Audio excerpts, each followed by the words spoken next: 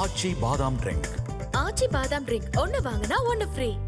தமிழக வெற்றி கழகத்துடைய முதல் பொதுக்குழு கூட்டம் தொடங்கி நடைபெற்று வருகிறது.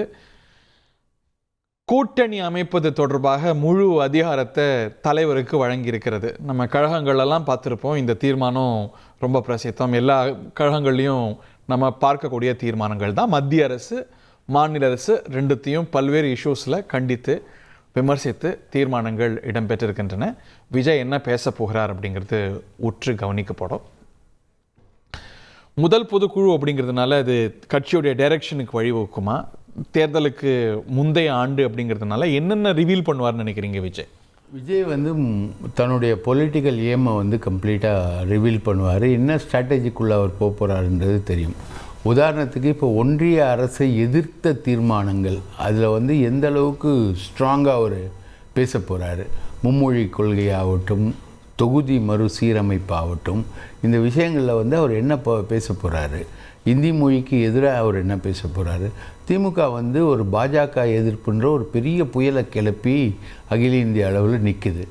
அதிமுக அதுக்கு இப்போ வந்து கீழே பாஜகவோட கைகோத்து நிற்கக்கூடிய இந்த சூழ்நிலையில் இவர் என்ன பொசிஷன் இவருக்கு போகிறார்? இவ்வளவு காலம் ஏடிஎம்கேவை விமர்சிக்காம தான் இருந்தாங்க.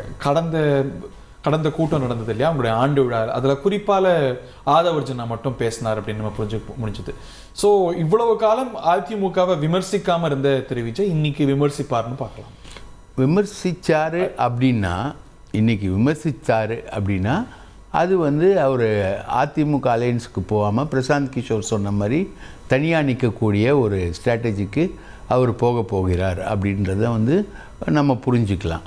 ஆனால் அது இல்லாமல் அதில் ஒரு சப்டியூ ஆட்டிடியூட் அவர் கடைப்பிடிச்சார்னா அது என்ன கொண்டு போகும் அப்படின்றது தான் இருக்குது. அது இல்லாமல் இப்போ திமுகவில் இருக்கக்கூடிய கட்சிகள் அவங்க வந்து இடம் மாறுவதற்கான சில போக்குகள் வந்து தென்படுது. அது வந்து விஜய் அதுக்கு ஒரு ஆல்டர்னேட்டிவாக வருவாரா, ஒரு மூன்றாவது அணியை வந்து விஜய் அமைப்பாரா அப்படின்றதுக்கான விஷயங்களுக்குள்ளே இவர் பாஜக அதிமுக எதிர்ப்புக்குள்ளே போனாதான் திமுக கூட்டணி கட்சிகள் அவரோட வர முடியும். அப்படி ஒரு நிலைமைக்கு அவர் போவாரா? அதாவது திமுக இல்லாமல் திமுகவுடைய கூட்டணி கட்சிகளை அங்கே ரீப்ளேஸ் பண்ணுறது, திமுக இடத்துல தாவேக்கா இருக்கிறது, இதுதான் விஜயுடைய இனிஷியல் ஸ்ட்ராட்டஜின்னு எதிர்பார்க்கப்பட்டது. ஸோ அந்த ஸ்ட்ராட்டஜிக்கான விஷயங்களுக்கு அவர் போவாரா, இல்லை பாஜக அதிமுக கூட்டணிக்குள்ளே சங்கமமாகி திமுக அரசுக்கு எதிரான விமர்சனங்களை வந்து பெரிதளவுக்கு முன்னெடுப்பாரா? பட் ஹையர் ப்ராபபிலிட்டி அப்படிங்கிறது அவர் தனி அணி அமைக்கிறது தானே. ஹையஸ்ட் ப்ராபபிலிட்டி தனி அணி அமைக்கிறது தான். ஆனால் அதில் கடைசி நேர ட்விஸ்ட்டு வருமா? இன்னும் எலெக்ஷனுக்கு 1 year இருக்குது. முழு அதிகாரமும் வந்து விஜய்க்கு கொடுக்குறாங்க. அப்போது கடைசி எல்லா கட்சி பொதுக்குழு கொடுக்குற தீர்மானம் அதான் தீர்மானம் சார். அப்போது ட்விஸ்ட்டுக்கான வாய்ப்பு இருக்கா? ஓகே. ஆச்சி பாதாம் ட்ரிங்க். ஆச்சி பாதாம் ட்ரிங்க் ஒன்னு வாங்கினா ஒன்னு ஃப்ரீ.